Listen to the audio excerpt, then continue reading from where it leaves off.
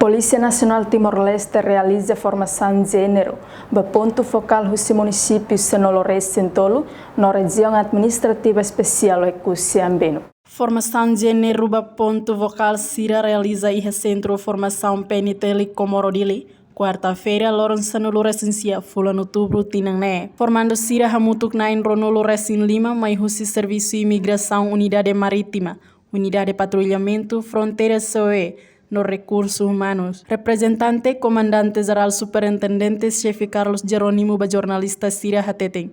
Li Rusi Formação, né? Formando Sira espera cada atividade né? Vocal foi em Sira belíssimo matéria com a igualdade de gênero nian. Nobel implementa a filfaliha município Sira.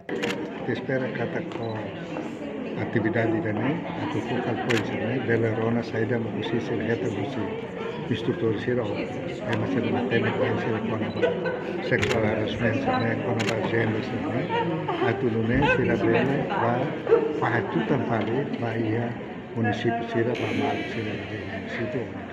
Durante a formação, se retan matéria Sira Rusi formador no atual diretor política gênero e inclusão, Maria Filomena Martins.